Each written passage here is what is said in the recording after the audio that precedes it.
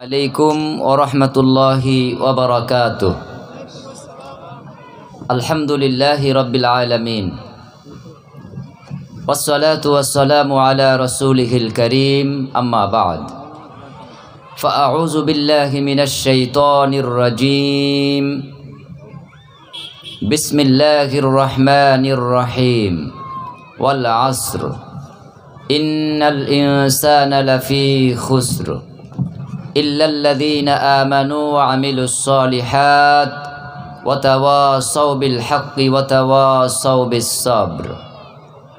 وقال تعالى بسم الله الرحمن الرحيم قل هو الله أحد الله الصمد لم يلد ولم يولد ولم يكن له كفوا أحد.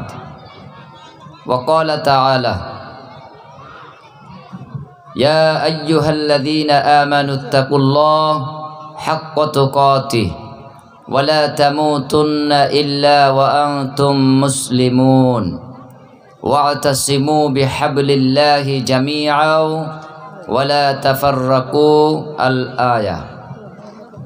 وقال تعالى إذ قال له ربه أسلم قال أسلمت لرب العالمين. আল কোরআন।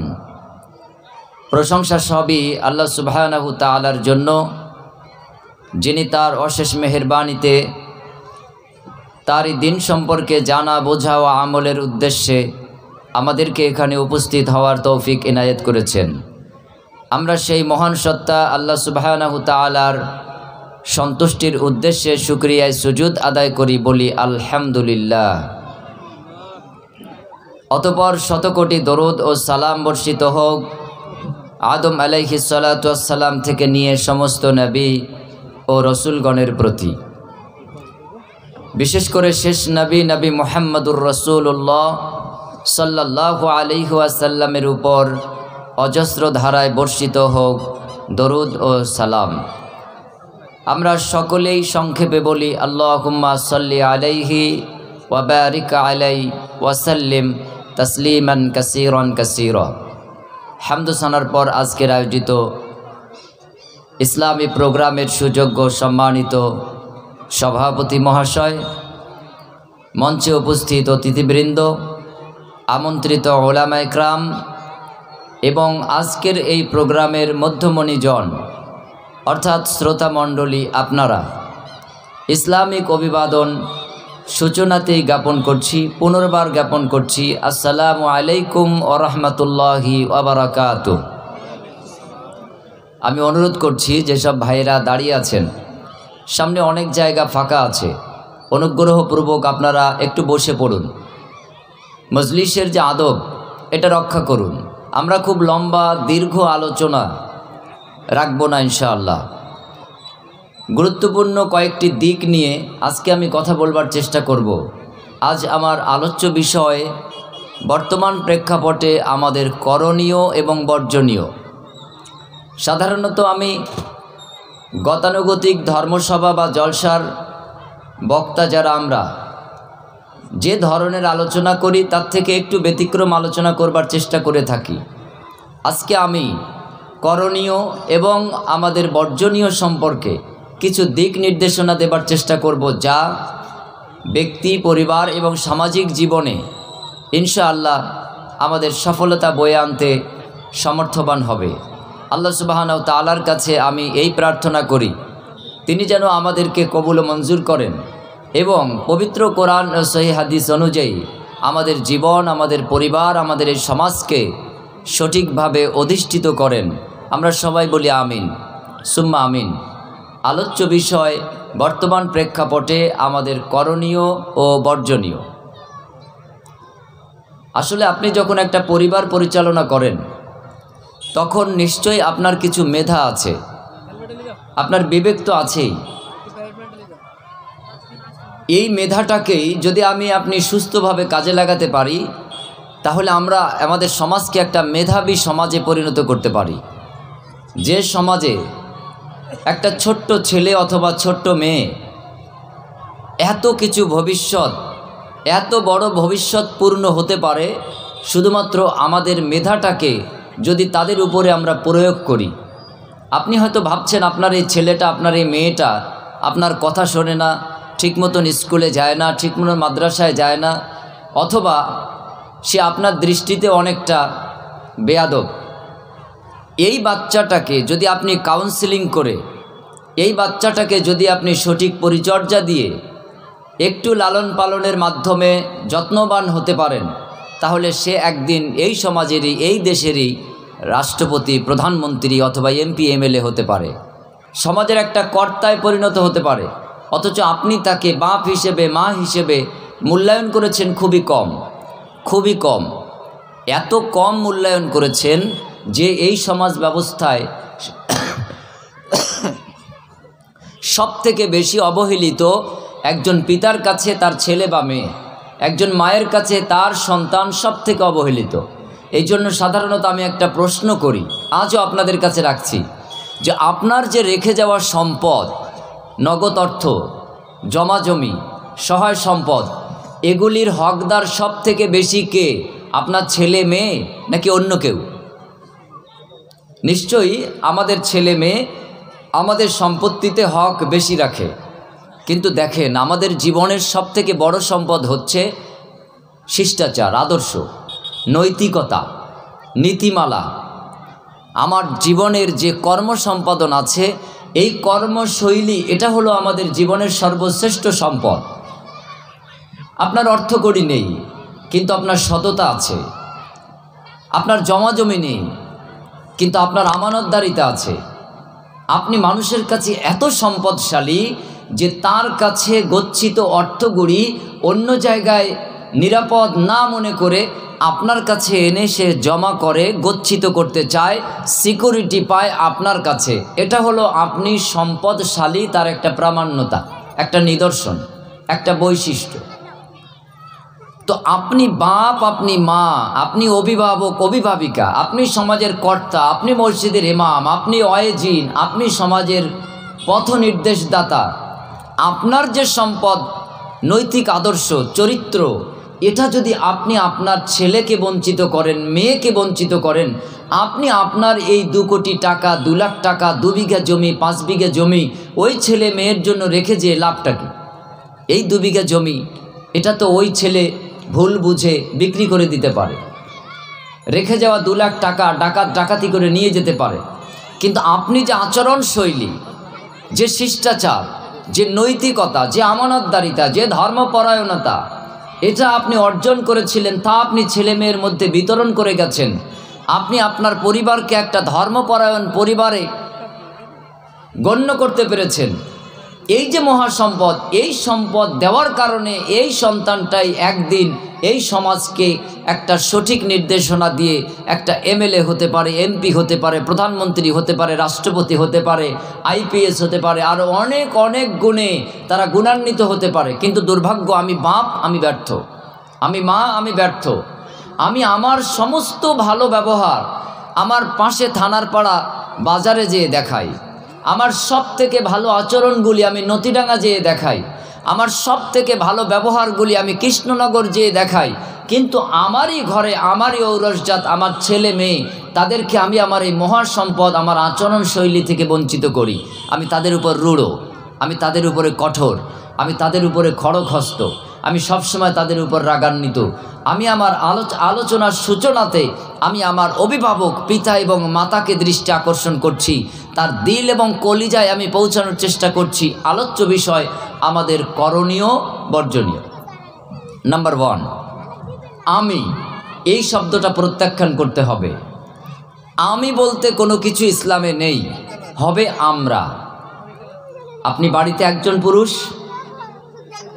তারপরেও আমরা, এই বাড়িটা আমার, আমি এই বাড়ির কর্তা, এমনটা নয়, এটা আমাদের।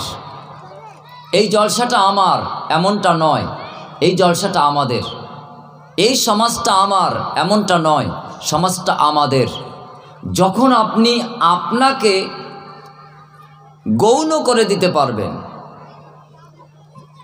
সামগ্রিকভাবে আপনি চিন্তাভাবনা করতে সক্ষম হবেন, তখন আপনি একটা সফলতার আলো দেখতে পাবেন, একটা টর্চ লাইট আপনার হাতে আসবে। এই বাঁশবাগান অন্ধকার, সরু রাস্তা, এই টর্চ লাইটটা যেমন উপকৃত হওয়া যায়, পথ দেখা যায়, সরু গলি পরিষ্কার দেখা যায়, আপনাকে সহজে আপনার গন্তব্যে পৌঁছে দিতে পারে ঘন কালো অন্ধকার ভেদ করে। অনুরূপভাবে আপনি যদি আপনাকে একা না ভাবেন, আপনাকে যদি সামগ্রিকভাবে টোটালিটি ভাবেন যে আমি একটা টিম, আমি একটা সমন্বয়কৃত ব্যক্তি, আমরা সবাই, তাহলেই আপনি একটা টর্চ, একটা আলো আপনি হাতে পেয়ে যাবেন অন্ধকার ভেদ করার জন্য। আপনার সমস্ত বাধাকে উপেক্ষা করে আপনি আপনার গন্তব্যে পৌঁছে যাওয়ার জন্য একটা বড় বাধা, সেটা হলো আমি, এই ভাবনা।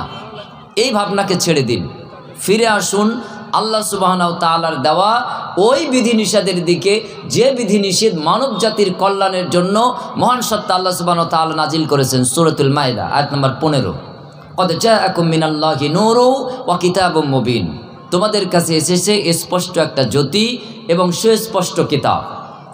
স্পষ্ট জ্যোতি আর সুস্পষ্ট গ্রন্থ আল কোরআন। এই আল কোরআনকে আপনি কিভাবে মানবেন? পবিত্র কোরআন সূরা বাকারা আয়াত নম্বর 131 আল্লাহ সুবহানাহু ওয়া তাআলা বলেন, ইদ ক্বালা লাহু রাব্বুহু আসলিম। স্মরণ করো, ইব্রাহিম যখন বিভিন্ন চিন্তা ভাবনায় মগ্ন ছিল, পাহাড়কে দেখে ভাবলো অনেক ক্ষমতা, চাঁদকে দেখে ভাবলো অনেক পাওয়ার, সূর্যকে দেখে ভাবলো তার ক্ষমতা অপরিসীম, সমুদ্রকে দেখেও চিন্তা ভাবনা করছিল। তখনই আল্লাহ সুবহানাহু ওয়া তাআলা বললেন, হে ইব্রাহিম, এই অমূলক চিন্তা ভাবনা বাদ দাও, আত্মসমর্পণ করে খাঁটি মুসলিম হও। অমনি ইব্রাহিম আলাইহিস সালাম বললেন, ক্বালা আসলামতু লিরাব্বিল আলামিন, বিশ্বজাহানের প্রতিপালক আপনি যাহা বলবেন আমি ইব্রাহিম তাহা মেনে নেব, আপনি যাহা নিষেধ করবেন আমি তাহা পরিত্যাগ করব। এ হলো একটা মুসলিমের নমুনা বৈশিষ্ট্য, তার একটা আদর্শ, তার একটা চিন্তা চেতনা, তার ধারণা হবে অনুরূপ যে আল্লাহ সুবহানাহু ওয়া তাআলা যেটা বিধান দিয়েছেন সেটা তার জীবনের শিরোধার্য, তার পরিবারের শিরোধার্য, তার সমাজের শিরোধার্য, তার রাষ্ট্র জীবনের শিরোধার্য।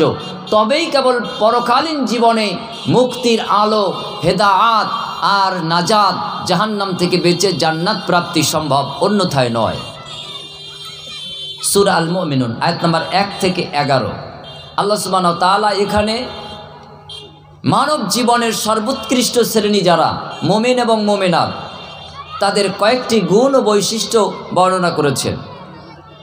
এগুলিকে আল্লাহ সুবহানাহু ওয়া তাআলা শর্ত হিসেবে দেখিয়েছেন। যদি আদম সন্তান এই কাজগুলি করে তাহলে তাদের পৈতৃক বাড়ি, তাদের প্রকৃত আসল বাড়ি জান্নাত, এটাকে ফিরিয়ে দেওয়া হবে। আমরা কি জানি আমাদের বাড়ি কোনটা?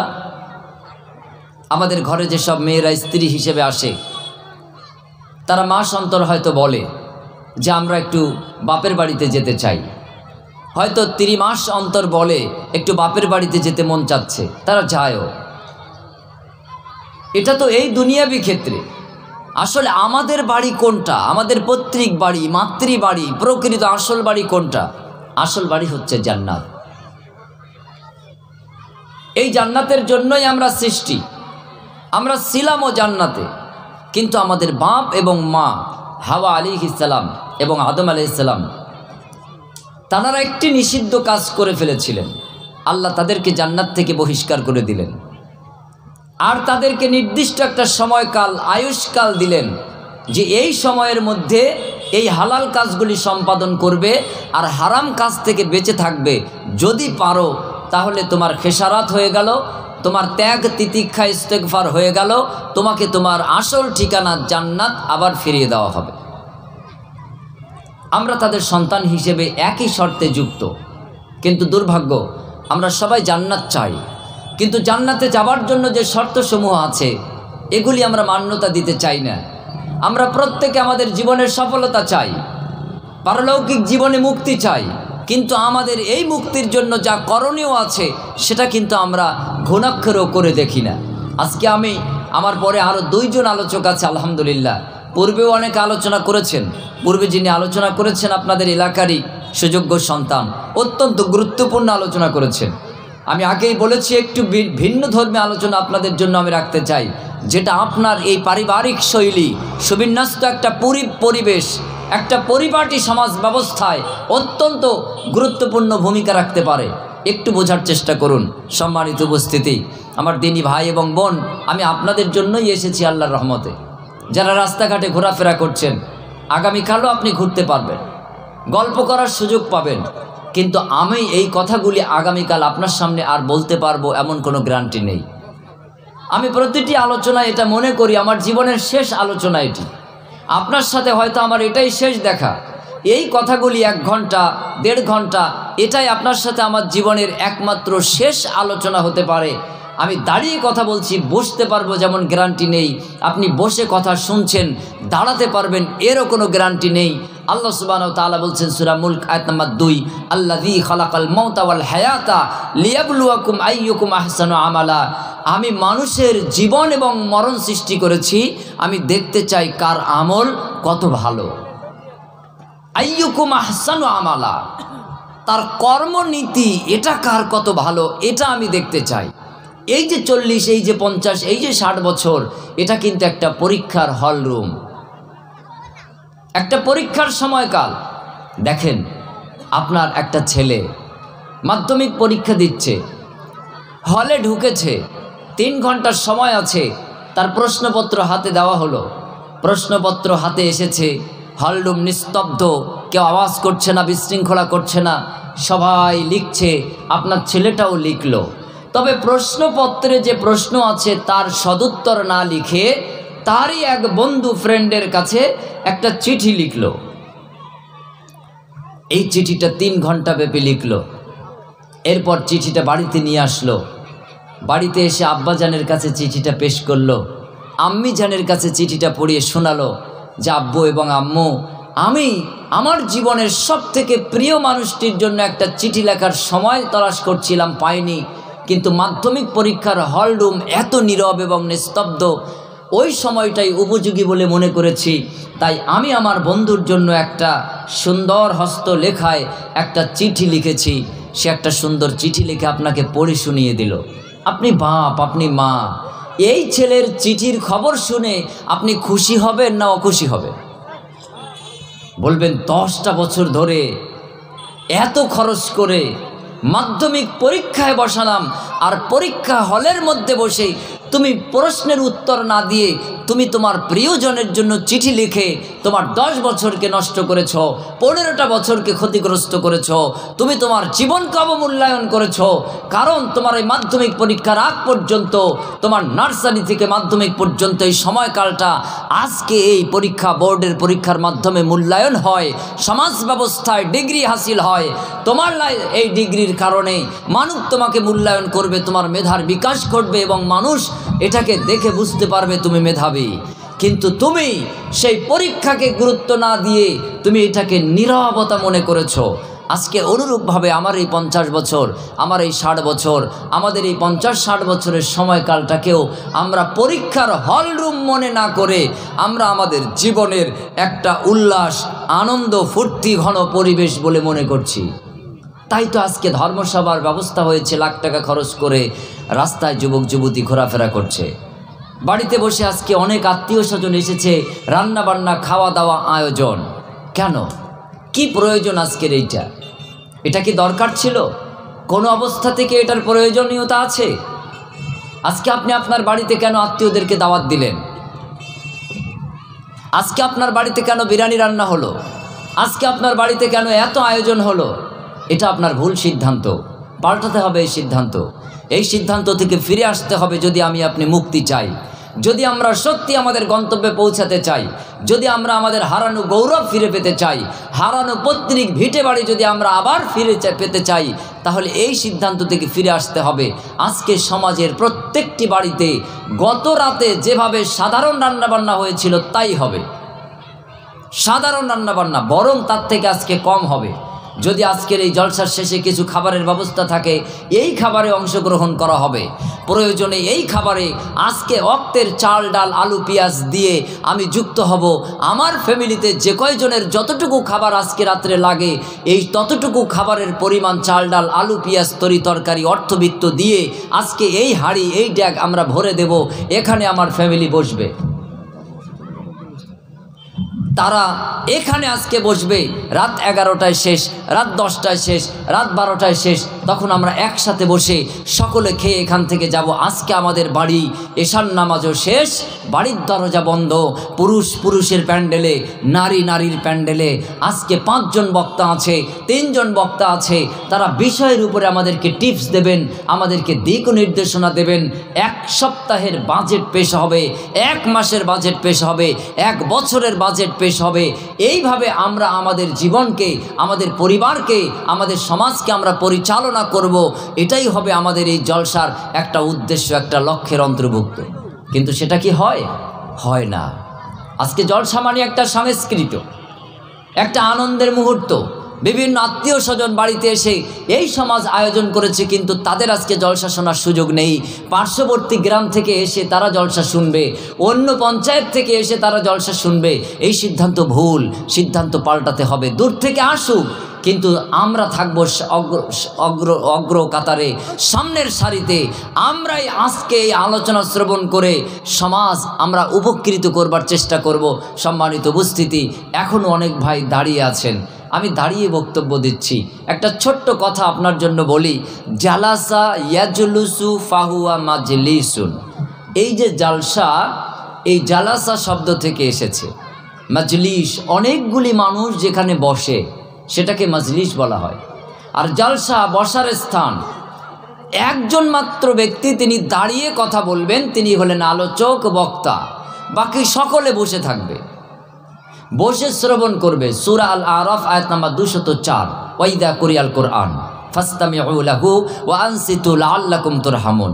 যখন তোমাদের সামনে কোরআন আসে, কোরআন প্রচার হয়, কোরআন তেলাওয়াত হয়, ফাসতামিউ, তখন তোমরা শ্রবণ করো, ওয়া আনসিতু, নীরব নিস্তব্ধভাবে মনোযোগ সহকারে, লাআল্লাকুম তুরহামুন, তবেই তোমরা রহমত প্রাপ্ত হবে। কি সেই রহমত? সূরা ইসরা আয়াত নাম্বার 82, ওয়ানুনাজ্জিলু মিনাল কুরআনি মা হুয়া শিফাউ ওয়া রাহমাতুল লিল মুমিনিন। গোটা বিশ্ববাসীর জন্য, মুমিন জাতির জন্য কোরআনকে আল্লাহ সুবহানাহু ওয়া তাআলা সব সমস্যার সমাধান কল্পে দয়াস্বরূপ, করুণাস্বরূপ অবতীর্ণ করেছে। ব্যক্তি জীবনের সমস্যা, কোরআনই তার সমাধান। পারিবারিক জীবনের সমস্যা, কোরআনই তার একমাত্র সমাধান। রাষ্ট্রীয় জীবনের সমস্যা, কোরআনই তার চূড়ান্ত সমস্যার সমাধান। এই চূড়ান্ত সমস্যার সমাধান নিয়ে কল অফ সুপার ন্যাচারাল পাওয়ার, মহাসত্যের ডাক নিয়ে পবিত্র কোরআন আগত, পবিত্র কোরআন এসেছে। পবিত্র কোরআনই সেই আলোকবর্তিকা, কোরআনই সেই আলো, কোরআনই সেই হেদায়াত, কোরআনই সেই মুক্তি, কোরআনই সেই শিক্ষা, কোরআনই সেই যুক্তি। কিন্তু আপনি আমি আজকে কোরআন থেকে বঞ্চিত। আমরা আজকে কোরআন থেকে বহু দূরে, অন্য অন্য সব নভেল নাটকের কাছাকাছি। করণীয়, সমাজ একটা সুস্থ সবল জায়গায় দাঁড়ানোর জন্য, আনার জন্য আমার আপনার ব্যবস্থায় অত্যন্ত জরুরি। সমাজে একজন বিবেকসম্পন্ন, জ্ঞানী, আলেম, একজন শাইখুল হাদিস, একজন যোগ্যতম মানুষ মসজিদের ইমাম হিসেবে নিয়োগ দেওয়া, এটা অত্যন্ত অন্যতম শ্রেষ্ঠতম করণীয় কাজ। আমি বক্তা সাহেব, আমি আপনার কাছে এসে এমনভাবে কথা বলবো যেন আপনার পিঠে না পড়ে, কাঁধে না পড়ে, মাথায় আঘাত না লাগে। যদি আমি এমন কথা বলি যে কথায় আপনি কষ্ট পান, কমিটি খেপে যায়, তাহলে হয়তোবা আমার গাড়ি খরচাটাও তারা দেবে না। হিসাব করে আমাকে কথা বলতে হবে। আমি 200-250 কিলোমিটার ঠেলে গাড়ির তেল পুড়িয়ে এসেছি, কত চিন্তা ভাবনা মাথায় রেখে কথা বলতে হয়, ভেবে দেখেছেন? অথবা আমি বছরে একদিন এসেছি, আমি তো জানি না আপনার রোগ কি আছে, আপনার সমাজের সমস্যা কি আছে, এটা আমার নলেজে নেই, এটা আমার নখদর্পণে নেই। কিন্তু আমি যদি আপনার মসজিদের খতিব হতাম, আমি যদি আপনার মসজিদের ইমাম হতাম, এলাকার সেই শ্রেণী যদি আপনার মসজিদের ইমাম হতো, তিনি তো সব জানতেন এবং বুঝতেন এই সমাজে কোথায় কী ত্রুটি আছে, কোনটা আছে আর কোনটা নেই, কোনটা চালু করা দরকার আর কোনটা পরিত্যাগ করা দরকার। তিনি কিন্তু মসজিদের মেম্বারে জুমাবার এখানে দাঁড়িয়েই তিনি আমাকে, আপনাকে সাবধান এবং সতর্ক করতেন। তিনি আমাদেরকে বলে দিতেন এটা করণীয় আর এটা বর্জনীয়।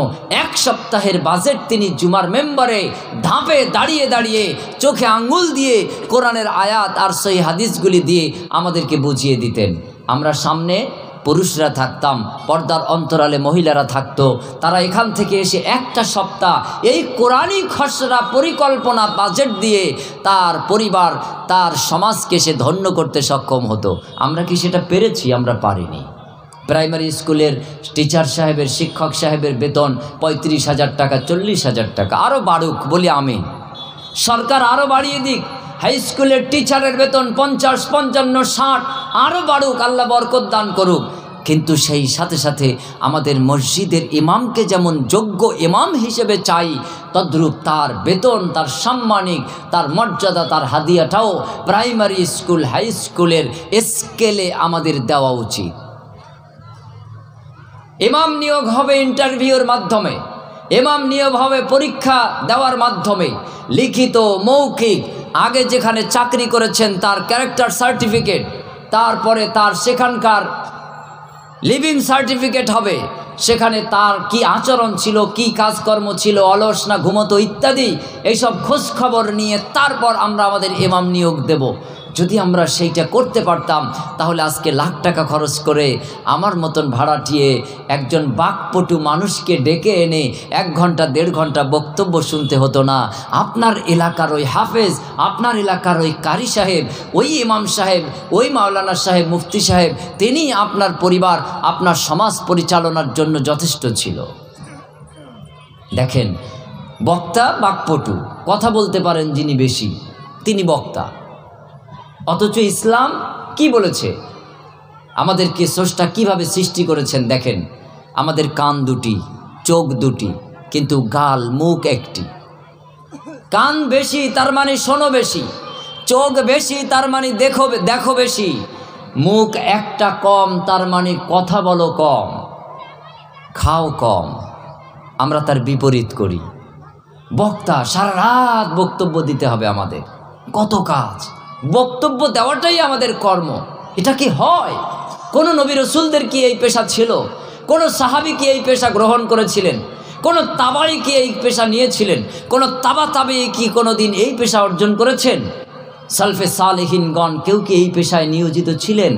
ইতিহাস পাওয়া যায় না, কিন্তু আমরা এটাকে অবলম্বন করেছি আমাদের উপকরণ হিসেবে, ব্যবসা হিসেবে, কমার্শিয়ালভাবে আমরা নেমে গেছি। ফলশ্রুতিতে সমাজ ব্যবস্থায় ইসলামী যে দাওয়াতের ক্ষেত্র, এই ক্ষেত্র নির্মূল হয়ে গেছে, কোনো ক্ষেত্র নেই। আপনার মসজিদে আমি দাওয়াতি কাজে এসেছি, ইচ্ছা আছে রমজান মাসে ফি সাবিলিল্লাহ পশ্চিম বাংলার কয়েকশো মসজিদ ব্যাপী ওই 1 মাস ব্যাপী সফর করব বিনা খরচায়। আল্লাহর কাছে সংকল্প করেছে আল্লাহ যেন কবুল করেন। ওই মজলিসে, ওই দাওয়া তাবলিগে আপনাকে যদি ডাকি আপনাকে পাওয়া যাবে না, কারণ আজকের মতন বাৎসরিক একটা পরিবেশ আপনি পাননি। আপনার জন্য মাইকিং হয়নি, হ্যান্ডবিল যায়নি, আপনার জন্য দিনব্যাপী, এলাকাব্যাপী সারা জায়গায় মাইক বক্স লাগানো হয়নি।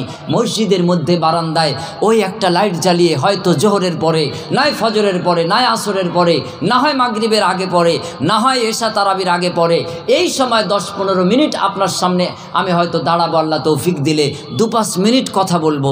ওই দাওয়াতি ক্ষেত্রটা আমার আপনার জীবন পরিবর্তনের জন্য যথেষ্ট। কিন্তু সারা রাতব্যাপী বছরে 10 লাখ টাকা খরচ করে ধর্মসভা দেওয়ায় মানুষ একজন উপকৃত হয়, এটা কিন্তু আমার কাছে প্রমাণ খুব কম।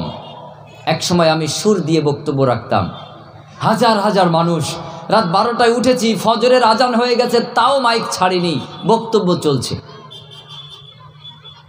মূল্যায়ন করে দেখলাম মানুষের কোনো পরিবর্তন নেই, সুর বন্ধ করে দিলাম, কাটা কাটা বক্তব্য রাখা শুরু করলাম। 1%, 2% মানুষ পরিবর্তন হচ্ছে প্রমাণ পেলাম। এক সময় ধাপে ধাপে দেখলাম এই বক্তব্যে মানুষ আনন্দ পায়, এই বক্তব্যে মানুষ বক্তা হিসেবে চিহ্নিত করতে চায়, গর্ববোধ করতে চায় আমাদের একজন আছে, ইত্যাদি ইত্যাদি। কিন্তু মানুষ এটাকে কাজে লাগাতে চায় না, তাই বক্তব্যের মঞ্চ ধীরে ধীরে ছেড়ে দিতে বাধ্য হচ্ছি। এটাও আস্তে আস্তে ছেড়ে দেওয়া শুরু করে দিয়েছি। আগে বছরে 150-200 রাত বিভিন্ন গ্রামে একই রাতে 1টা 2টো 3টে প্রোগ্রাম টাইম টু টাইম দিয়েছি, এগুলি এখন পরিত্যাগ করেছি। আগামীতে হয়তো জলসা সম্মেলন কনফারেন্সে যাবই না, মোটেই মোটেই যাব না, কারণ এগুলি শুধু নিজের শরীরের ক্ষতি, সমাজেরও ক্ষতি সাধন হচ্ছে। 100% উপকার যেটা আশা করেছিলাম লাখ টাকা খরচ করে, হয়তোবা 2%, 3% উপকার হয়। এর থেকে আপনার ওই মসজিদে জোহরবাদ, আসরবাদ, মাগরিববাদ, এশাবাদ, ফজরবাদ একটু কথা বলে বা জুমার খুতবায় ওই 20 মিনিট 25 মিনিট দাঁড়িয়ে কথা বলে সমাজের অনেক কল্যাণ সাধন করা সম্ভব হচ্ছে। তাই ওই রাস্তা ধরা শুরু করেছি। বিকল্প পথ হিসেবে রাসূলুল্লাহ সাল্লাল্লাহু আলাইহি ওয়াসাল্লামকে আল্লাহ সুবহানাহু তাআলা যে পরিক্রমা, যে পরিকল্পনা, যে কর্মসূচি প্রদান করেছিলেন, সেই কর্মসূচি হাতে নিয়ে, কোরআন হাতে নিয়ে, রসুলের আদর্শ হাতে নিয়ে সামনে অগ্রসর হচ্ছি। প্রতিবন্ধকতা হাজারো প্রতিবন্ধকতা। তাহলে বড় করণীয় কাজ আজকে সমাজ ব্যবস্থায়, এই দায়িত্ব মসজিদ কমিটির, এই দায়িত্ব জলসা কমিটির, এই দায়িত্ব এলাকার ক্লাব কমিটির, এই দায়িত্ব এলাকার স্কুল কমিটির, এই দায়িত্ব এই সব কমিটির সমন্বয়ে একটা যৌথ মঞ্চ তৈরি হবে, শিক্ষা অনুরাগী মঞ্চ তৈরি হবে।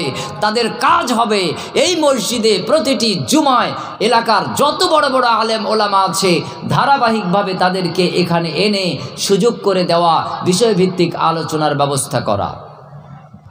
আপনার মসজিদের খতিব তিনি চলে যাবেন আরেক পাড়ার মসজিদে আগামী জুমায়, আর আপনার মসজিদে আসবেন ওই পাড়ার ইমাম সাহেব, খতিব সাহেব। তারপরের জুমায় আবার আপনার খতিব সাহেব আপনার মসজিদে খুতবা দেবেন। একটা নতুনত্ব ভাব আপনার মধ্যে আসবে, অভিনব পদ্ধতি আপনার সামনে আসবে, আপনি আর ঘুমাবেন না। আমার মতন খতিব আমি 10 বছর ধরে মসজিদে খুতবা দিচ্ছি, খুতবা শুনতে শুনতে তারা একঘেয়েমি হয়ে গেছে। এখন মেম্বারে উঠলে শ্রোতা মুসল্লিরা ঘুম আসে, ঘুমিয়ে যায়। এমনটা হবে না। যখনই আজকে আমার পরিবর্তে আরেকজন খুতবা দিল, নতুন মুখ, দেখি তিনি কি বলেন, দেখি তিনি কি বলেন, দেখি তিনি হায়াতটা কিভাবে ব্যাখ্যা করেন, হাদিসটার অর্থ কিভাবে করেন। তিনি কিন্তু ঘুমাবেন না, তিনি আবার মনোযোগ দিয়ে শুনবেন। এটা হলো একটা কারিকুলাম, একটা শ্রবণ শক্তি বা মনোযোগের ব্যবস্থাপনা। শিক্ষা এডুকেশনের ধারায় যে পরিবর্তন এসেছে, আপনার দ্বীনি দাওয়াতের ক্ষেত্রে ওই পরিবর্তন আনতে হবে। গবেষণা করতে হবে যে কোনভাবে এগুলে, কোনভাবে বললে, কোনভাবে উপস্থাপন করলে আমার মুসল্লিরা এটাকে গ্রহণ করতে পারে, সাবলীলভাবে তারা বুঝতে পারে। যদি আমি ইমাম খতিব হিসেবে এটা মূল্যায়ন না করি, গবেষণা না করি, তাহলে তারা ঘুমোতে থাকবে আর আমি চোখ বুজে অস করে যাব। এভাবে শুধু বলা উল্লাহ বলবে, শোনা উল্লাহ শুনবে, কোনো কাজে আসবে না। এই কাজে যদি না আসে তাহলে আমাকে আপনাকে ইমাম হিসেবে মাসে 15,000 20,000, তার পিছনে আরও কত খরচ, লাভটা কি খরচ করে। মূল্যায়ন করুন নিজেকে, হিসাব করুন ফিডব্যাক কি আসছে। আপনি যে ফজরে, জোহরে, আসরে, মাগরিবে, এশার সালাতে যাচ্ছেন, 5 ওয়াক্ত নামাজ পড়ে আপনি কি উপকার পাচ্ছেন, কি লাভবান হচ্ছেন, অথবা কি ক্ষতিগ্রস্ত হচ্ছেন, এগুলি যদি আপনি বিবেচনায় না আনেন, হিসেব নিকেশ না করেন, ক্যালকুলেটরে যদি পরিমাপ না করেন, তাহলে আপনি আপনার জীবনে শুধু মাথায় ঠুকলেন। এই মাথা ঠুকার মাধ্যমে আপনি জান্নাত নাও পেতে পারেন, আপনি জাহান্নাম থেকে মুক্তি নাও পেতে পারেন। হিসাব করে মিল করতে হবে। আমি ফজরে গেলাম, প্রচণ্ড শীত উপেক্ষা করে, এই ফজরে আমি কি পেলাম। এই ফজরে আমি যখন অজু করলাম প্রচণ্ড ঠান্ডা, আমি ফজরের এই শীতের পানি দিয়ে, ঠান্ডা পানি দিয়ে যখন অজুর অঙ্গগুলি ধুলাম, তখন আমি অনুভব করেছি এক তো ঠান্ডা, আমার দামি কম্বল, আমার দামি শীতবস্ত্র আমাকে শীত আক্রমণ করতে পারেনি, কিন্তু ঠান্ডা পানি লাগলে কত কষ্ট। এই কষ্টের মধ্যে কত গরিব, দুস্থ, অসহায় মানুষ, তারা আজকে ফুটপাতে সময় কাটাচ্ছে, এই রাস্তাঘাটে ঘুরে বেড়াচ্ছে। কত মানুষ এরকম আছে যাদের এই প্রকাণ্ড শীতে শীত বস্ত্রের ব্যবস্থা হয়নি। আপনার এই ফজরের অজুর সময় আপনার দিল কলিজায় এই ব্যথা জেগে উঠেছে। নিশ্চয়ই যাদের শীতের পোশাক নেই তাদের কষ্ট কত বেশি হয়েছে। আমার দামি পোশাক আছে, এখন আমি অজুর জন্য ঠান্ডা পানি লাগিয়েছি, এখন আমার শীতের কষ্ট অনুভব হচ্ছে। অতএব আপনার শীত বস্ত্রবিহীন মানুষের প্রতি ফজরের নামাজের অজুতে আপনার হৃদয়কে জাগ্রত করে দিয়েছে। এর নাম সালাতের শিক্ষা, এর নাম সালাতের প্রামাণ্যতা, এর নাম সালাতের নিদর্শন। সম্মানিত উপস্থিতি, কবে সেই ক্লাব, কবে সেই পার্টি তারা শীতবস্ত্র বিতরণের আয়োজন করবে আর আপনারা শীতবস্ত্র আনতে যাবেন? এটা কি শুধুমাত্র তাদের কাজ? এই কাজ ছিল মসজিদের ইমামের, এই কাজ ছিল মসজিদ কমিটির, এই কাজ ছিল জলসা কমিটির, এই কাজ ছিল সমাজের শুভবুদ্ধি সম্পন্ন, বিবেক সম্পন্ন মানুষ যারা তাদের। কিন্তু তারা কি আমরা করতে পারি? আমরা করতে পারছি না। মাথায় টুপি, মুখে দাড়ি, গায়ে পাঞ্জাবি, জুব্বা, সামনে ইমামতি করি, আমাদের দায়িত্ব শেষ। কিয়ামতের মাঠে আপনি জবাবদিহি হবেন, আল্লাহ প্রশ্ন করবেন, আপনি বান্দা হিসেবে জবাব প্রস্তুত রাখুন। আপনি বারবার বলছেন মদ হারাম, কিন্তু মদ নিষিদ্ধ করার জন্য, ঠেকানোর জন্য বিকল্প ব্যবস্থা আপনি কখনো করতে পারেননি। যারা মাদকতায় আসক্ত তাদের সামনে আপনি এমন কোনো রুট, এমন কোনো পরিকল্পনা, মাদকাসক্ত মানুষগুলিকে আপনি মাদকাসক্ত থেকে ফিরানোর জন্য কোনো বিকল্প পথ আপনি ব্যবস্থা করতে পারেননি। আপনি ইমাম, আপনি মুয়াজ্জিন, আপনি সমাজের কর্তা, এর জন্য ব্যর্থতা আপনার আমার, আমরাই ব্যর্থ। ওই মদ্যপায়ী মানুষগুলিকে মদ ঠেকানো খুব সহজ। একটু তাকে ভালোবাসা, সৌহার্দ্য, প্রেম, মহব্বত দিয়ে একটু বোঝানো দরকার। আর মাদকতা মুক্ত করার কিছু ট্রেনিং আছে, প্রশিক্ষণ আছে, সেই ভাবাদর্শ গ্রহণ করে তার সামনে উপস্থাপিত হতে পারলেই মদ ছেড়ে দেওয়া সম্ভব। আপনি তো বলছেন বিড়ি ছাড়ে না, মদ কি করে ছাড়ে? অবশ্যই ছাড়ে। হাজার হাজার মানুষ মদ থেকে ফিরে এসেছে। এর দৃষ্টান্ত এই 36-37 কেজি ওজনেই দেখতে পেয়েছি। এই 37-38 বছর বয়সেই হাজার মানুষ মদ ছেড়েছে, হাতে হাত দিয়ে তওবা করে। তাদেরকে কোনো মেডিসিন দেওয়া লাগেনি, তাদেরকে তাকওয়া নামক, আল্লাহভীতি নামক মেডিসিন, এটা তাদের কলিজায় পৌঁছাতে পারলে, তাদের মগজের সামনে উপস্থাপন করতে পারলে, মাদকতার ক্ষতির বিষয়গুলি উপস্থাপন করতে পারলে, আর পার্থিব জীবনের এডুকেশনের উপরে কিছু টিপস আছে, সেগুলি প্রয়োগ করলে 80% লোক মদ ছেড়ে দিতে বাধ্য, মদ ছেড়ে দিতে প্রস্তুত রয়েছে। কিন্তু আমাদের সমাজে কি সেই কারিকুলাম আছে, সেই ব্যবস্থা আছে? সেই নেই। আমি ইমাম, আমার দ্বারা একার দ্বারা সম্ভব নয়। একটা শক্তি দরকার, একটা সামগ্রিক টিম দরকার। সেই টিম যদি এই কাজে নিয়োগ হয় তাহলে এটা সম্ভব। তারা কারা? ক্লাবের সভাপতি, সেক্রেটারি। তিনি জানেন এই সমাজে মদ পান করে কে, এই সমাজে চুরি করে কে, ডাকাতি করে কে, অন্যায় কাজগুলির সাথে যুক্ত আছে কে। এটা মসজিদের ইমাম কম জানলেও ক্লাবের সদস্যগণ বেশি জানে। তাহলে আপনি ক্লাবকে কেন দূরে রেখেছেন? ক্লাবের সদস্যদেরকে কেন আলাদা করা হয়েছে? ক্লাবের সদস্যদেরকে রাখতে হবে বগলের তলায়, বুকের মধ্যে। তারা যেন কোনো পাপে যুক্ত হতে না পারে, পাপাচারে লিপ্ত না হতে পারে। তার জন্য চলবে লেন্স, ক্যামেরা, এই ইমানের দুটি চোখের নজরদারি। সর্বাঙ্গীনভাবে তাদেরকে উৎকৃষ্ট চরিত্রবান হিসেবে গড়ে তোলবার জন্য সমাজের মোড়ল মাতব্বর, ইমাম থেকে নিয়ে কমিটি পর্যন্ত সকলেই দায়বদ্ধ।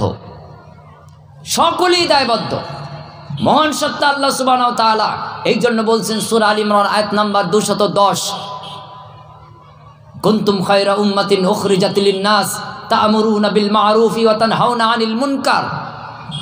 মানব জাতির মধ্য থেকে তোমাদেরকে খায়রে উম্মাহ ঘোষণা করলাম। তোমরাই শ্রেষ্ঠ মানব, তোমরাই শ্রেষ্ঠ জাতি।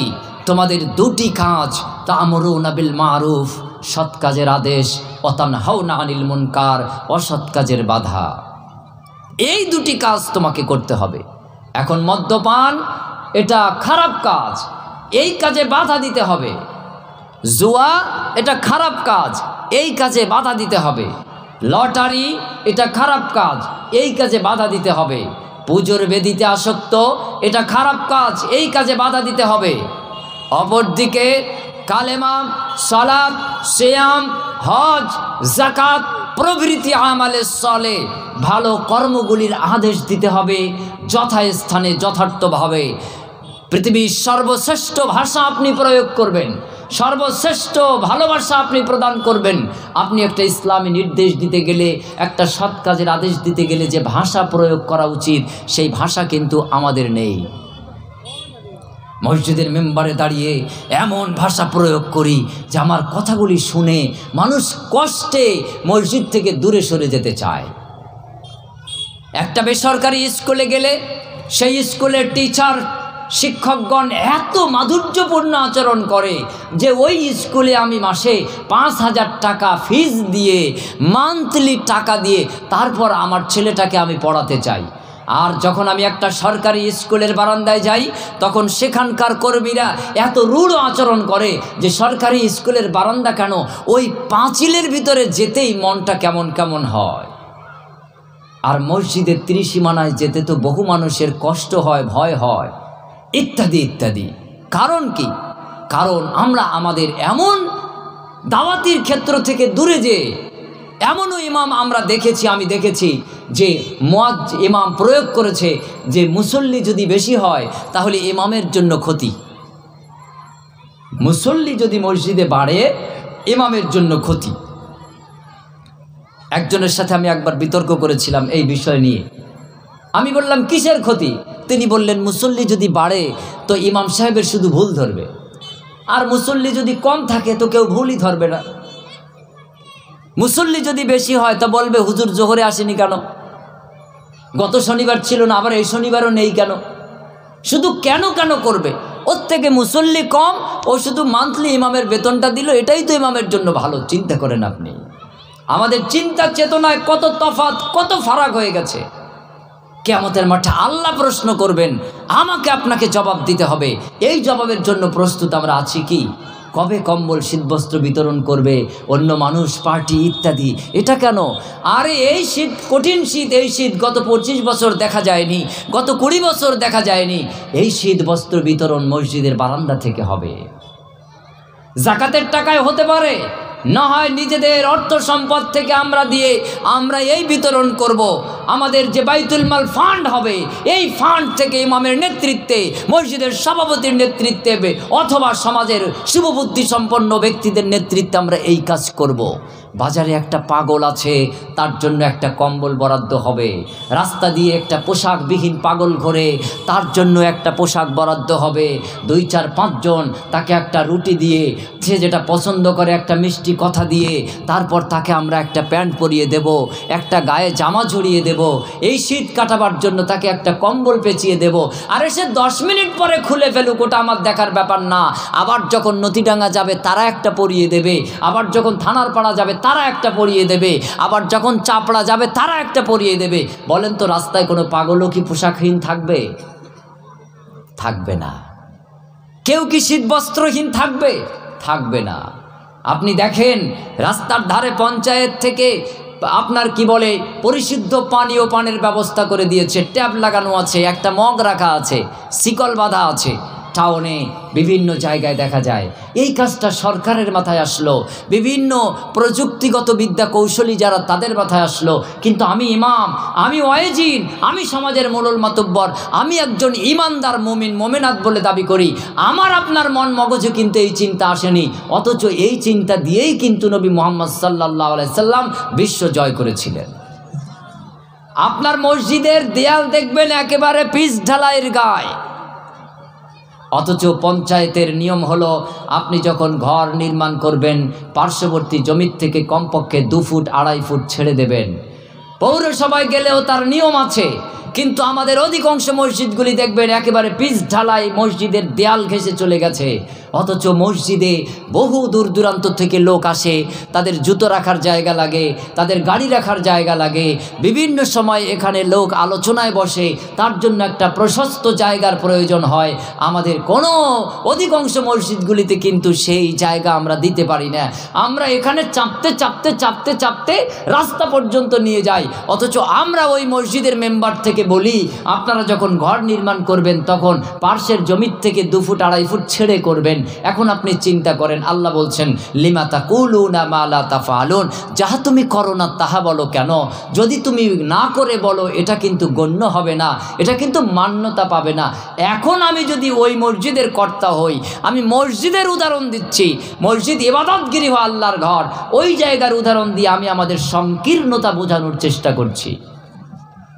অথচ পৃথিবীর সমস্ত মসজিদের সামনে মেইন গেটের পাশে মসজিদের জায়গার উপরে একটা প্রশস্ত জায়গা থাকবে, 2.5-3 ফুট একটা পিলার হবে, তার উপরে 20 লিটার 40 লিটারের ব্যারেল বসবে, ট্যাপ হবে অটোমেটিক, এখানে ব্যারেল খালি হবে নেমে যাবে, ভরা ব্যারেল পড়বে।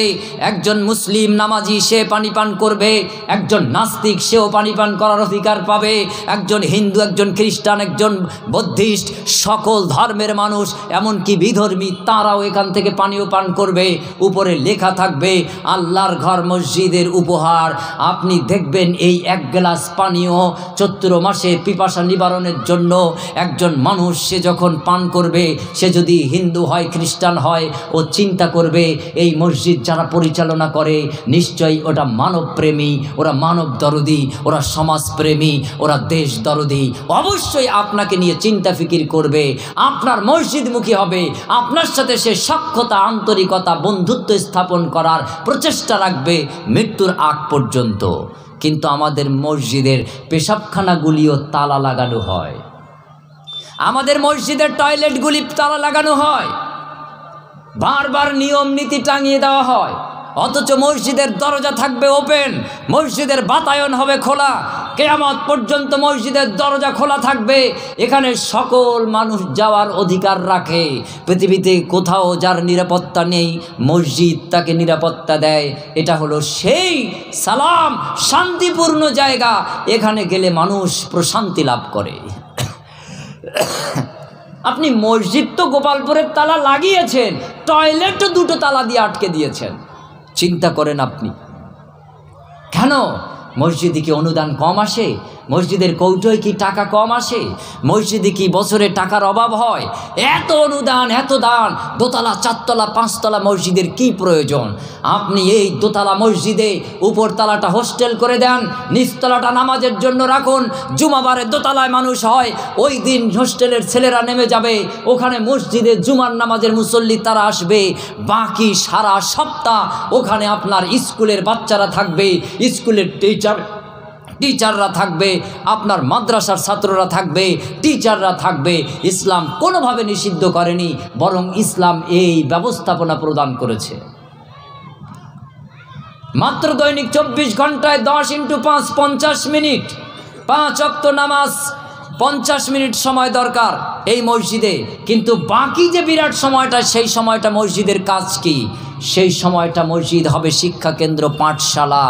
এই যদি অবস্থা আমরা করতে পারি, চালু করতে পারি, তাহলে সমাজে আমরা যে পরিবর্তন চাই, আমাদের যে উন্নয়ন চাই, সেই পরিবর্তন, সেই উন্নয়ন অবশ্যই আমাদের মধ্যে আসবে, অন্যথায় নয়। পরিবর্তন আনতে হবে।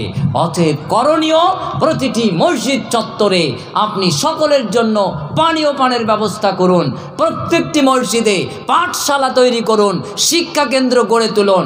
আপনার মসজিদ 5 তলা দরকার নেই, 3 তলা দরকার নেই, ছোট হোক, কিন্তু এই খরচগুলি আপনি শিক্ষার পিছনে ব্যয় করুন। মনে রাখবেন, আমি এই কথা বারংবার বলছি, আজও আপনার কলিজায় আমি এই কথা পৌঁছে দিচ্ছি। আমি যে রাস্তা দিয়ে আসলাম, এই রাস্তাটা স্বর্ণে মোড়া। যে ঘরে বসে এখন আহার করলাম, এই ঘরটা ইট সিমেন্ট বালির, মনে করুন এই ঘরটা বাসগৃহ স্বর্ণ দিয়ে তৈরি করা। আপনারা যেখানে বসে আছেন, এটাও স্বর্ণ দিয়ে একেবারে প্রলেপ দেওয়া। যে স্টেজে আছি, এটা এই কাঠ বাঁশ খুঁটির নয়, এটাও স্বর্ণ হীরামণি মুক্ত দিয়ে সাজানো।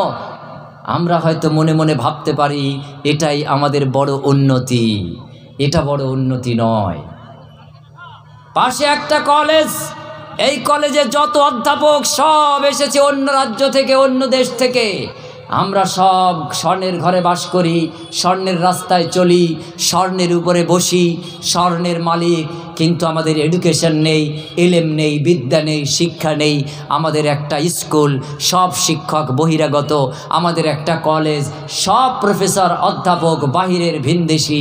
আমাদের একটা স্বাস্থ্যকেন্দ্র, হসপিটাল, নার্সিংহোম, তাতে সব MBBS ডাক্তার লন্ডন থেকে আগত, আমেরিকা থেকে এসেছে, জাপান থেকে এসেছে। এখন একটু বিবেক দিয়ে ভাবুন, স্বাস্থ্যকেন্দ্রে বিদেশি ডাক্তার, কলেজ বিশ্ববিদ্যালয় বিদেশি মাস্টার, বিদেশি প্রফেসর। এইটা কি স্বর্ণের বাড়ি, স্বর্ণের গাড়ি, স্বর্ণের স্টেজ, স্বর্ণের রাস্তা হলো? আসলে কি এটা আমাদের উন্নতি? এটা আমাদের অবনতি। আমরা ওই হসপিটালের ডি কর্মী, ডি গ্রুপের কর্মী, ওরা নাক মুছে যে পেপারগুলি ফেলে, ওরা যে ডাস্টবিনে ময়লাগুলি ফেলে, ওইগুলি নিয়ে ভাগাড়ে নিয়ে যায়। ওদের ড্রেন পরিষ্কার করি, ওদের টয়লেটের চেম্বার পরিষ্কার করি। এতটা এলাকার মানুষ, এটা হলো পৃথিবীর সব থেকে অনুন্নত একটা সমাজ, কারণ তারা শিক্ষা থেকে বঞ্চিত, এডুকেশন থেকে বঞ্চিত, এলএম থেকে বঞ্চিত। অতএব আপনি লাখ টাকা খরচ করে বিশাল বড় ধর্মসভা দিয়ে আপনি সমাজের উন্নয়ন করতে পারবেন না, বরং এই টাকাগুলিকে ফান্ডিং করে, জমা করে, ব্লুপ্রিন্ট তৈরি করে, পরিকল্পনা কর্মসূচি হাতে নিয়ে আপনি একটা শিক্ষার ব্যবস্থা করুন। সেই শিক্ষার খাদে আপনি এগুলিকে ব্যয় করুন। তা দিয়ে আপনি নিজে উপকৃত হবেন, পরিবার উপকৃত হবে, সমাজ উপকৃত হবে, এই দেশ উপকৃত হবে, এই পৃথিবীবাসী উপকৃত হবে। আপনি হবেন আবিষ্কারক, আপনি হবেন বিজ্ঞানী, আপনি হবেন বিশেষজ্ঞ। আপনি যে কাজে হাত দিবেন সোনা ফলবে সেখানে। মানবতার চূড়ান্ত দৃষ্টান্ত আপনার মধ্যে থাকতে হবে। তার জন্য ইসলাম আপনার জীবনে কিছু করণীয় কাজ দিয়েছে। আমরা শুধু পরকালের কথা বলি, অথচ রাসূলুল্লাহ সাল্লাল্লাহু আলাইহি ওয়াসাল্লাম বলছেন আদ-দুনিয়া মাযরাতুল আখিরা, আখিরাতের ক্ষেত স্বরূপ এটা হলো দুনিয়া। এখানে আপনি 3 মাস আগে যে জমিতে সরিষার দানা ছড়িয়ে দিয়েছিলেন, 3 মাস পরে সরিষার গাছে সরিষা হয়েছে, কেটে আনতে পেরেছেন বাড়িতে। 2.5 মাস আগে যে জমিতে আপনি আলু রোপণ করেছিলেন, আজকে সেখান থেকে আলু উত্তোলন করে আনতে পেরেছেন। এরপরে যে জমিতে ধান রোপণ করবেন, আবার 2.5-3 মাস পরে সেখান থেকে ধান কেটে বাড়িতে বস্তা ভরে রাখতে পারবেন।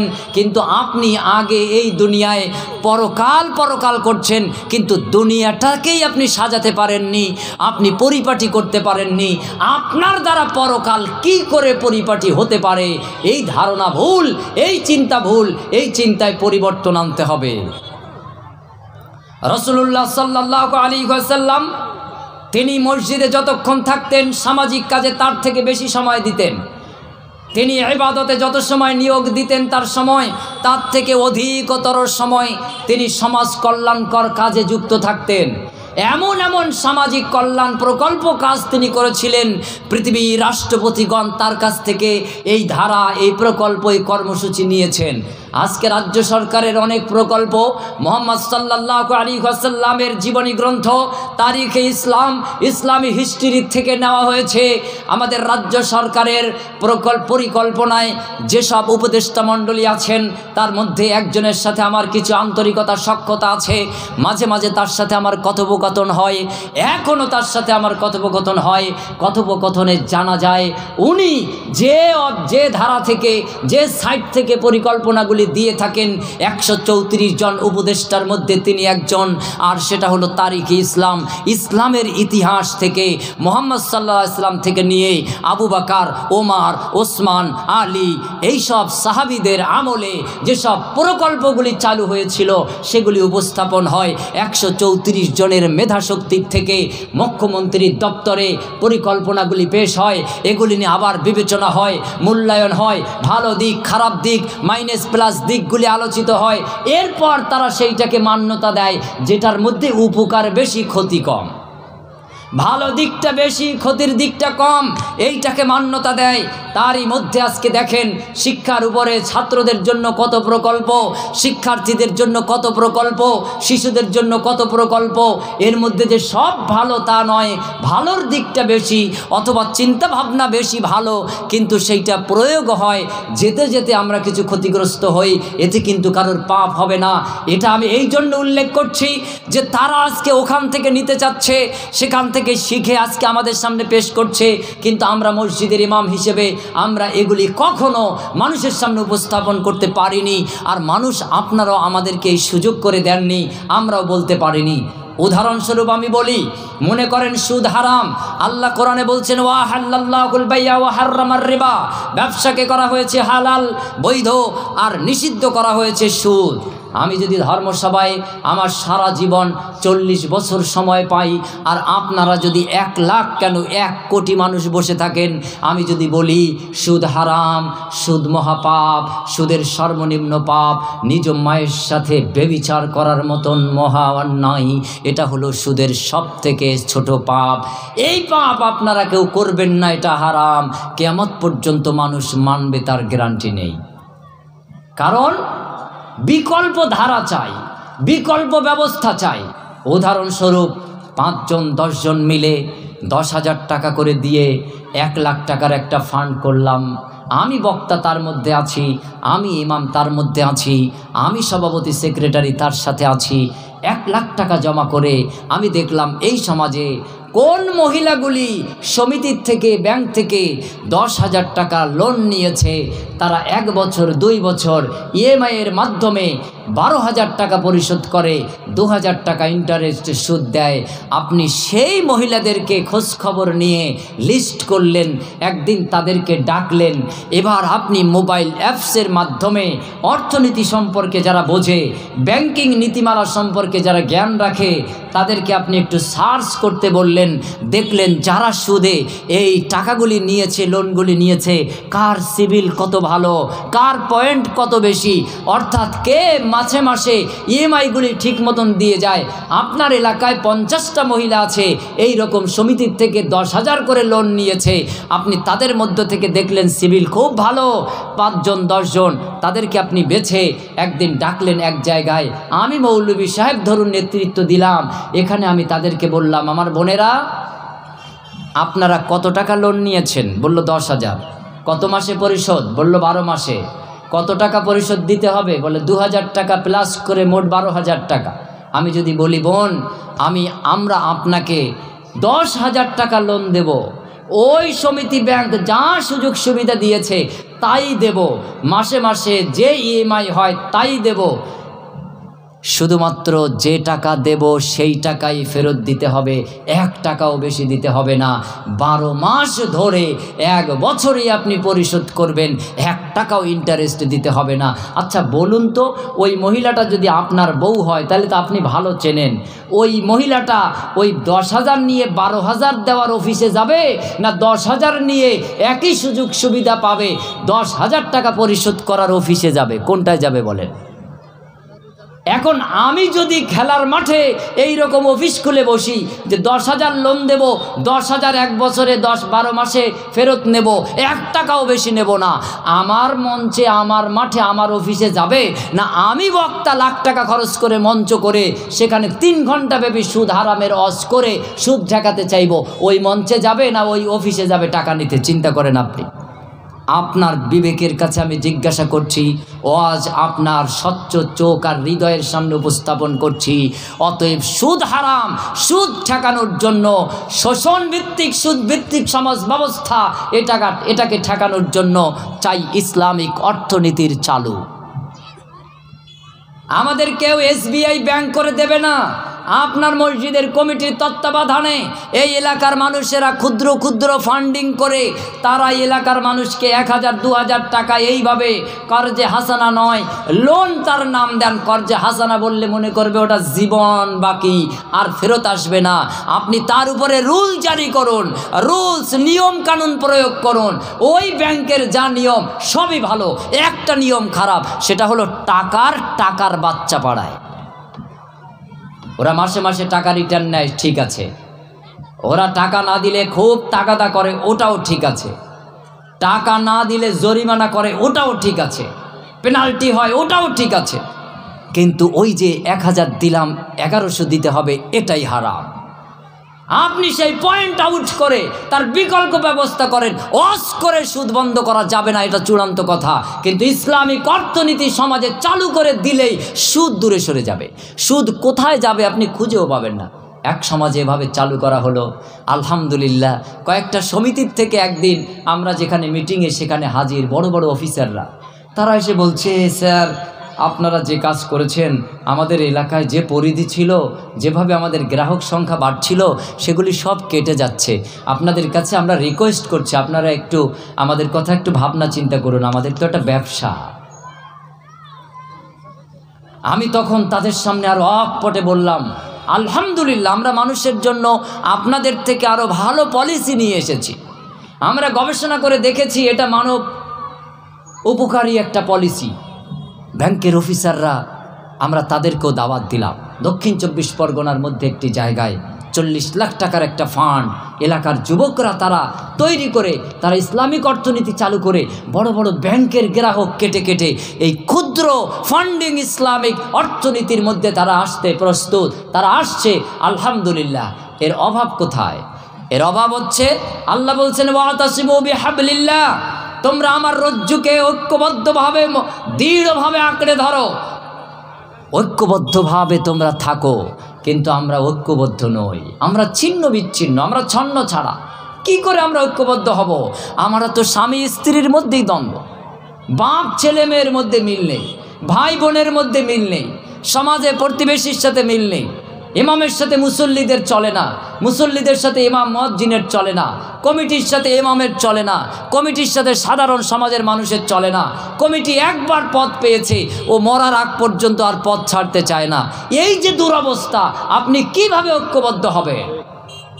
আল্লাহ সুবহানাহু ওয়া তাআলা বলছেন মানুষ পরিবর্তনশীল করে তোমাদেরকে আমি সৃষ্টি করেছি, অতএব তোমরা পরিবর্তনশীল। তুমি বাড়ির কর্তা, তুমি যোগ্য কর্তা, এটা প্রমাণ হবে তখনই যখন তুমি তোমার ছেলে মেয়েকে যোগ্য করে গড়ে তুললে যেতে পারবে। তুমি তোমার জীবদ্দশায় মাহে রমজানে শেষ দশক আবদ্ধ হয়ে যাও, ইতিকাফে ঢুকে যাও। তুমি দেখো তোমার মৃত্যুর পর তোমার তৈরি ছেলে, তোমার তৈরি সন্তানেরা তোমার অবর্তমানে তোমার পরিবারটা আরও কত ভালো চালায়। কিন্তু তুমি এমন মোড়ল বাড়ি চালানোর খাতিরে তুমি ইতিকাফ ভুলে গেছো, অথচ মৃত্যুর পর তোমার পরিবারটা তোমার হাতের থেকে ভালো চলবে কি খারাপ চলবে এটা দৃশ্যমান হবে, প্রমাণ হবে। দেখতে যদি চাও আগামী রমজান মাসে ইতিকাফের নিয়ত করে নাও।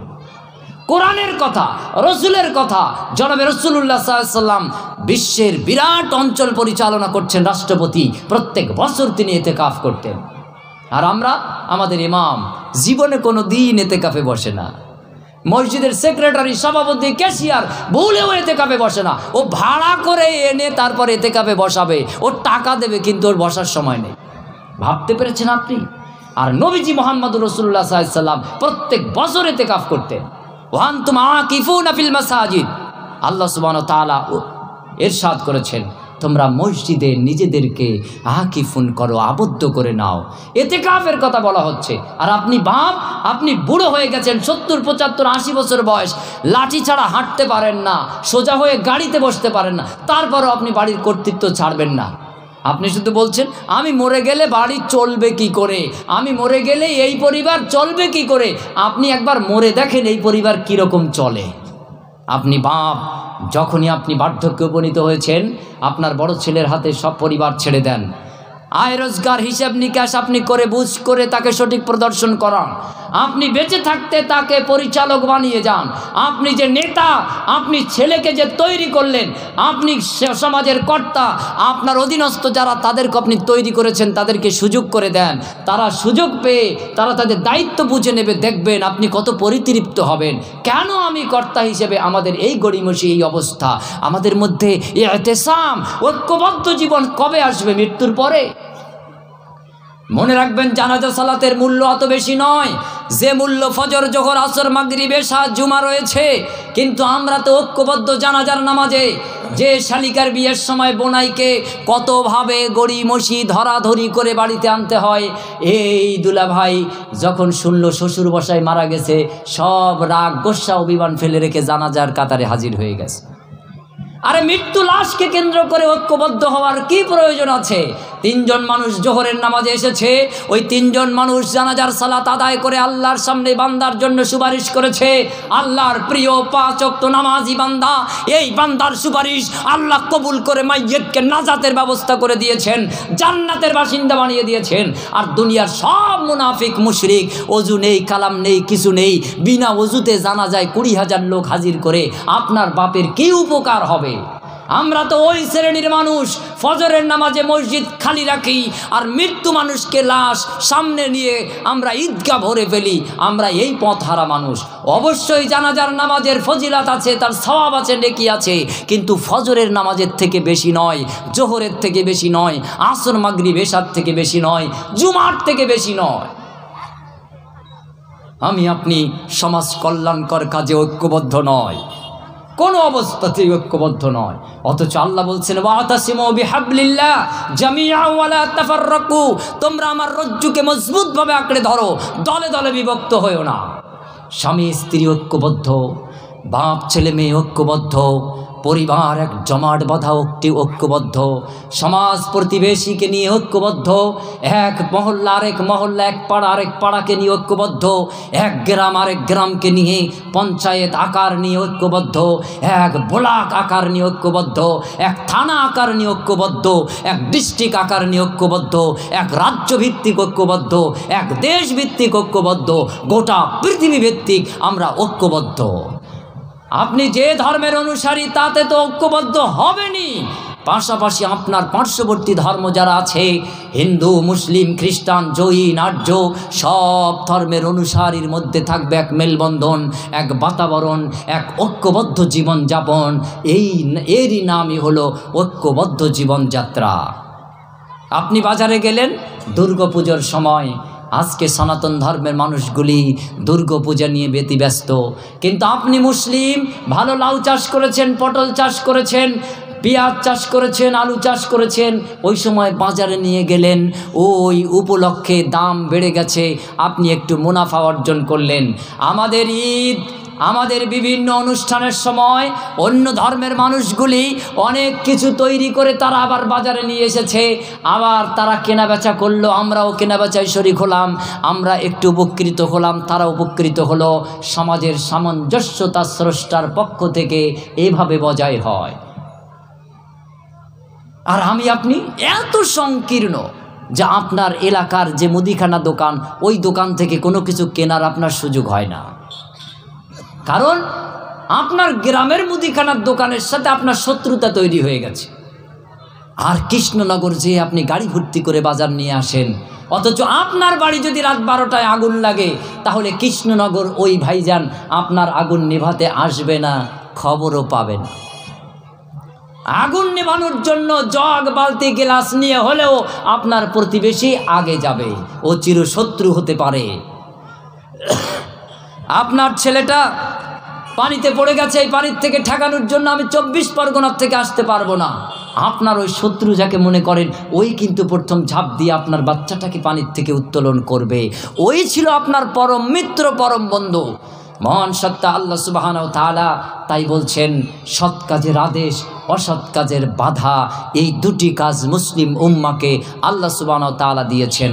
আমার আপনার জীবনের করণীয় সমাজ কল্যাণকর কাজের সাথে যুক্ত হওয়া, যে কোনোভাবে আপনি আমালে সলে ভালো কাজ, সমাজ কল্যাণকর, মানব কল্যাণকর, দেশের কল্যাণকর যে কোনো কাজে আপনি যুক্ত হন, বিনিময়ে আপনি আল্লাহ সুবহানাহু ওয়া তাআলাকে সন্তুষ্ট করতে পারবেন। মহান সত্তা আল্লাহ সুবহানাহু ওয়া তাআলা শর্ত দিয়েছেন ছোট্ট একটি, সেই শর্ত হলো এই ভালো কাজটা আল্লাহর সন্তুষ্টি যদি আপনি চান, তাহলে আমানতু বিল্লাহ, আল্লাহর প্রতি ঈমান আনা হতে হবে। ঈমান নেই, ঈমান ছাড়া অনেক ভালো কাজ করেছেন, বেঁচে থাকা অবস্থায় তার প্রতিফল পেয়ে যাবেন, পরকালে কোনো প্রতিদান নেই। আর ঈমান এনেছেন, পার্থিব জীবনে প্রতিদান পাবেন তো পাবেনই, পরকালীন জীবনেও আপনি এর পুরস্কার পাবেন, জান্নাত। ঈমান থাকা চাই। ওয়াল আসর ইন্নাল ইনসানা লাফি খুসর, সময়ের কসম, মানব জাতি ক্ষতিগ্রস্তের অন্তর্ভুক্ত।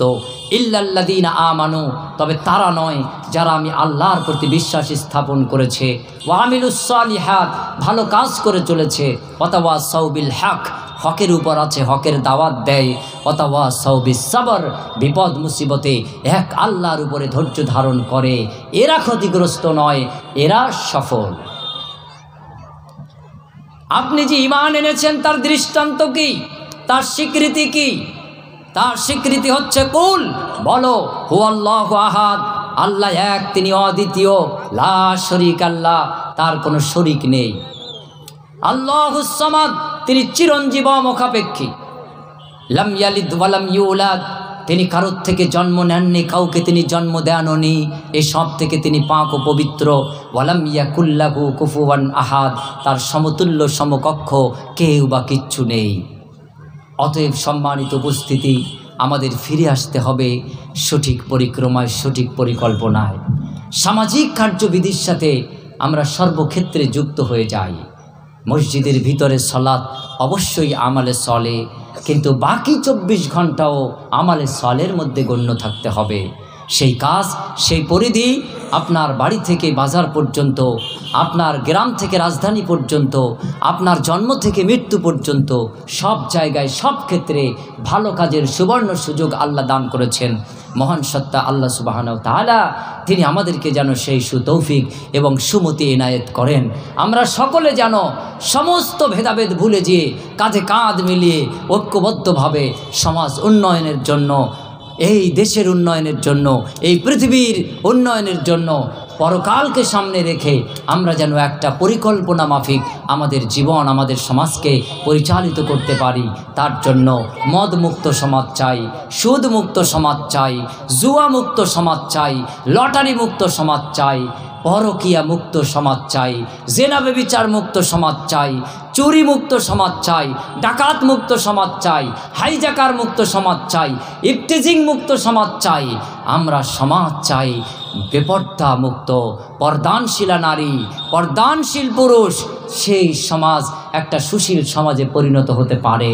কোরআনে ভুরি ভুরি আয়াত, হাদিসে ভুরি ভুরি শব্দ, কিন্তু আমাদের যেখানে যেভাবে এটাকে প্রয়োগ করা, একটা সংঘবদ্ধ পরিকল্পনা নিয়ে সেখানে সেইভাবে হাতে কলমে প্র্যাকটিক্যালে আমাদের সেটা প্রয়োগ করতে পারলেই কেবলমাত্র নবী সাল্লাল্লাহু আলাইহি ওয়াসাল্লামের যুগের সেই অন্ধকার যুগ যেমন দূরীভূত হওয়া সম্ভব হয়েছিল, আজও সেই অন্ধকারাচ্ছন্ন জাহেলিয়াতের যুগ পুনরায় দূরীভূত করা সম্ভব হবে।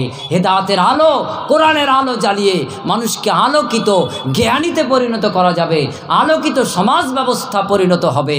অন্যথায় কিন্তু সম্ভব নয়।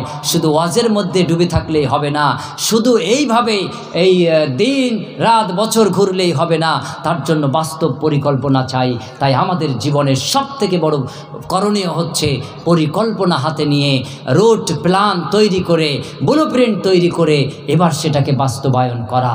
তবেই আমরা আমাদের এই সমাজকে দুর্নীতিমুক্ত, স্বচ্ছ, পবিত্র, একেবারে আমানতদার, ধর্মপরায়ণ একটা সমাজ হিসেবে আমরা পেতে পারবো ইনশাআল্লাহ। মেম্বার হবে আমানতদার, এমএলএ হবে আমানতদার, এমপি হবে আমানতদার, রাষ্ট্রপতি প্রধানমন্ত্রী হবে আমানতদার, জনগণের পূর্ণ সিকিউরিটির দায়িত্বে থাকবে, জীবন দিয়ে হাজী মহসিনের মতন অনুদান দিয়ে যাবে, খলিফা ওমরের মতন ত্যাগ তিতিক্ষা দেখিয়ে যাবে, আবু বকর সিদ্দিকের মতন আচরণ বিধি পালন করবে। সেই নেতা আমরা চাই, সেই সমাজ আমরা চাই, সেই ব্যবস্থা আবার ফিরে পেতে চাই। তার জন্য ফিরে আসুন, উদাত্ত আহ্বান। ওয়াকুল জাল হক ওয়াজাহাকাল বাতিল ইন্নাল বাতিলা কানা যাহুকা। সূরা ইসরা আয়াত নাম্বার 81। সত্য আগত, মিথ্যা বিলুপ্ত, সত্য দিয়ে মিথ্যাকে চূর্ণ বিচূর্ণ করা হয়। ওয়া আখির দাওয়ানা আনিল হামদুলিল্লাহি রাব্বিল আলামিন। আসসালামু আলাইকুম ওয়া রাহমাতুল্লাহি ওয়া বারাকাতুহু।